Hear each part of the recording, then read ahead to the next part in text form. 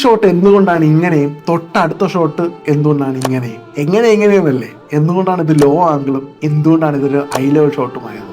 ഇതിലൊരു proper camera ടെക്നിക്കുമുണ്ട് and അതിലുപരി ഒരു സ്ക്രിപ്റ്റിങ്ങിന്റെ ഒരു മാജിക് ഉണ്ടായിരുന്നു.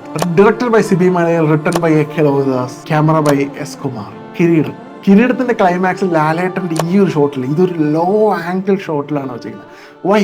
ബിക്കോസ് ഒരു low angle most of the time കാണിക്കാൻ ഉപയോഗിക്കുന്നത് ഒരു ഹീറോയിനെയോ ഒരു വില്ലനെയോ കാണിക്കാനാണ്.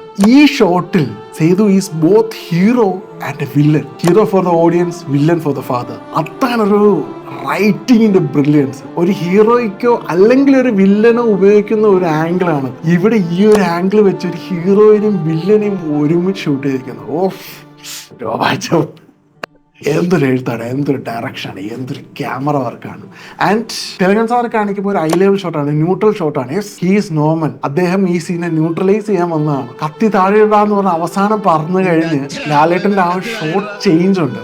അതായത് ഹീറോയിൽ നിന്നും വില്ലനിൽ നിന്ന് നേരെ താഴെ വീണ ഒരു സാധാരണ മനുഷ്യനാവുന്ന ഒരു ഷോട്ടുണ്ട്. അത് ആക്ച്വലി ടെക്നിക്കലി കാണിച്ചിട്ടുണ്ട്. ആ ഒരു ലോ ആംഗിൾ ഷോട്ടിൽ നിന്ന് നേരെ പതുക്കെ താഴെ ഒരു ഹൈ ലെവൽ, ഒരു ലോവർ ഷോൾഡർ ലെവൽ ഷോട്ടിലേക്ക് വന്നിട്ടുണ്ട്.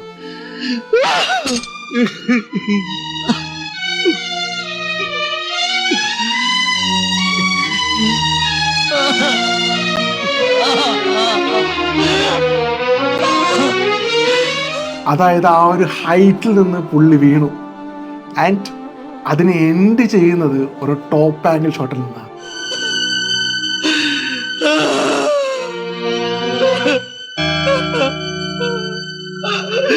അദ്ദേഹം തോൽവിയേറ്റ് വാങ്ങി എന്ന് നമ്മളെ സ്റ്റോറി ടെല്ലിങ്ങിലൂടെ മനസ്സിലാക്കിപ്പിച്ച് തരുന്ന ആ ഒരു തോൽവിയുടെ ടോപ്പ് ആംഗിൾ ഷോട്ടിലേക്ക്. ഇത് ചെറിയ ടെക്നിക്കൽ കാര്യമാണ്. ഒരുപക്ഷെ ഇതൊന്നും നോട്ടീസ് ചെയ്യാതെയാണ് നമ്മളൊക്കെ സിനിമ കണ്ടത്, എൻജോയ് ചെയ്തത്. കിരീടം ഇത്രയും വലിയ ഹൈറ്റ്സിലെത്താൻ ഇതൊക്കെ ഒരു കാരണമായിരുന്നു. What A movie, what A movie.